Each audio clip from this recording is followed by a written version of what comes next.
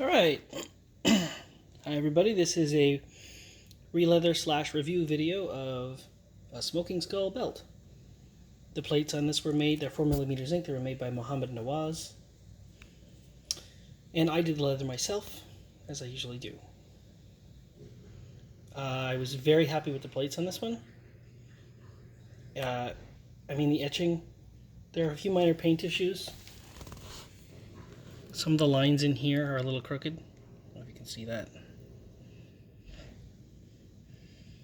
A few other minor little things. The etching is really deep. I asked him to give it a really nice curve. It's pretty good. It's pretty much what I asked for. Yeah, so I did the leather myself.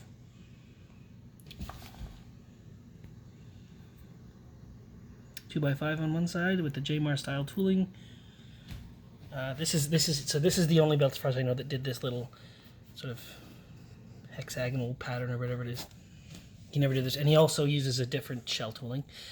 Only this belt was the one. If you look at the access photos, so when I did the leather cut, just briefly on this one, the WW shop one is wrong, very wrong. And when I've done it before, I didn't know that.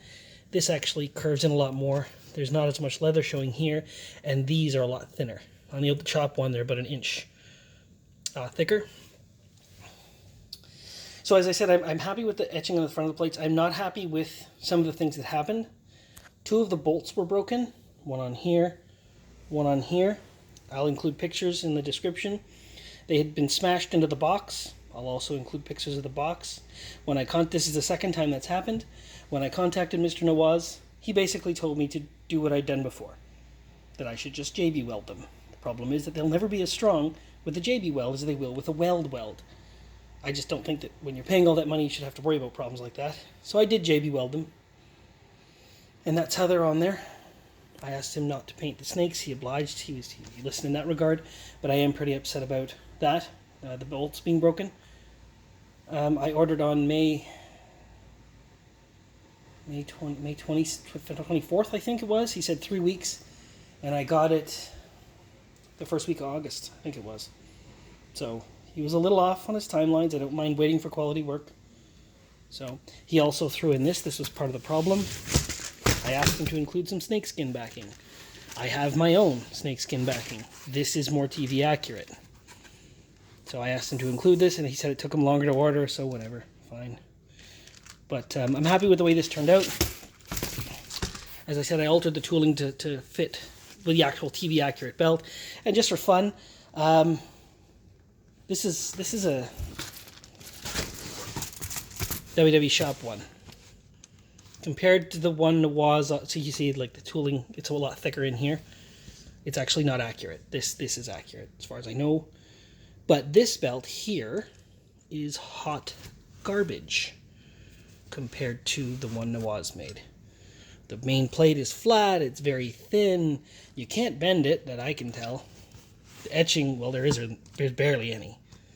So I did a little 316 thing in this one because I didn't have this for this belt. I also did this several years ago, so.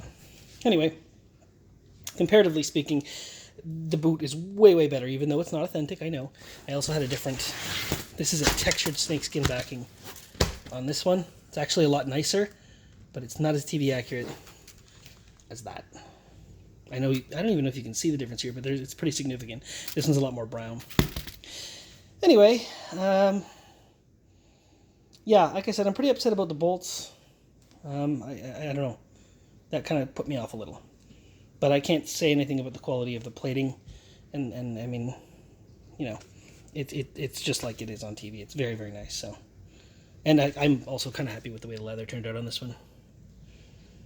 So I love the story behind this belt. It's one of my favorites, even if it is not real. The whole Stone Cold having it made on his own, even if it's fake, if that's not true, it's still kind of a neat story.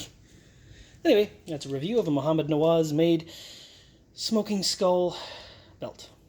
Thanks for watching.